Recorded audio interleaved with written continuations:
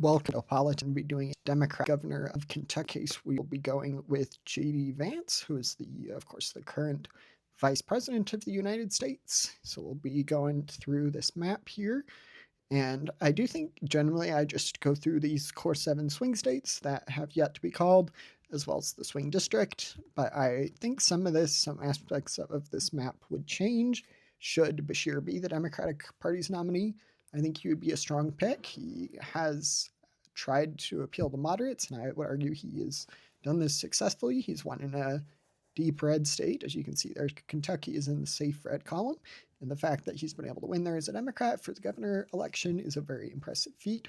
So I think he would be able to narrow up a couple states that are, and later win a couple states as well. But as far as states, I think he would narrow up. I'm going to get the lean rating, and I'm going to change the state of Texas to lean. This isn't too crazy, and that as well as Iowa and Ohio. I'm trying to think if there would be any other big changes. Some of these states are already in the Democratic Party column, but I think that is probably a rough idea of what the map would look like. I'm going to keep Florida in the likely red. I think it's a possibility he could maybe narrow it up, but Florida just has gone further and further to the right in recent elections, so I think that it would be very much harder to overcome that than it would be in a state like Texas or Iowa or Ohio. So we'll add a tilt rating, and then I'll start with the state of Nevada. In Nevada, I think Beshear would be able to win this fairly easily. I'm going to put it in the lean blue column. And then next up, we're going to get to the state of Wisconsin. I'm going to do this by by electoral college vote, smallest to biggest. And that is going to be the call there for the state of Wisconsin. And then we're going to get to the state of Arizona. Going to put that into the tilt blue. And actually, I think I'm going to go with lean blue for Wisconsin. I do think Arizona would be closer. I think Wisconsin is probably the Democrats' best hope at winning a swing state in 2028 if the election were to be held today. And then I accidentally go to the district here in Omaha.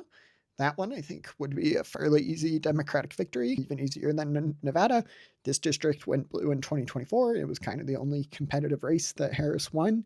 So I think it's not too far out to say that this district would remain in the Democratic column and would probably move further to the left.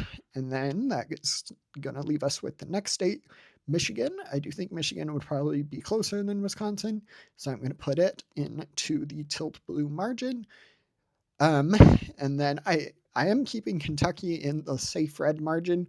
I think if Democrats were to get Kentucky to a likely rating, Andy Beshear would probably be the ideal candidate, but I just don't see a world where Democrats are able to narrow up, much less win the state of Kentucky. On the presidential level, there are quite a few voters in states that are willing to elect a governor from a party they may not typically vote with, but when it comes to the presidential vote, the partisan trends of that state remain pretty steadfast and result in Kentucky's case, resulting in a safe Republican victory, even with Beshear at the top of the ticket for the Democrats. So that is going to be a little discussion there on Kentucky. Michigan going blue, last 3 states. I'll start out with North Carolina. Right now, I'm going to change this to go from J.D. Vance in the tilt red column, and for the first time in a while, I'm going to put it in the tilt blue column. I think that just with the national environment really consistently improving and just getting better and better for Democrats, and this is if the election were to be held today, I think that Beshear would stand a really good chance at winning the state. It is still in the tilt margin, so realistically it could end up in J.D. Vance's column, but if I had to call it one way, I would probably go with that designation. And then that leaves us with the final 2 states, Georgia. I'm going to do a similar call there. Both Georgia and North Carolina are looking like they will elect and re-elect Democratic senators in 2026. So I think that it isn't too far out there that the Democrat on the presidential level could win these 2 states as well. And then Pennsylvania, I do think Pennsylvania is probably J.D. Vance's best hope at a Rust Belt state, but I think if those 2 Rust Belt states are voting that way, that Pennsylvania would follow. So that is going to be a good election victory for the Democrat, Governor Andy Beshear, 319 to J.D. Vance, 219. Don't forget to like and subscribe. Thanks. Bye.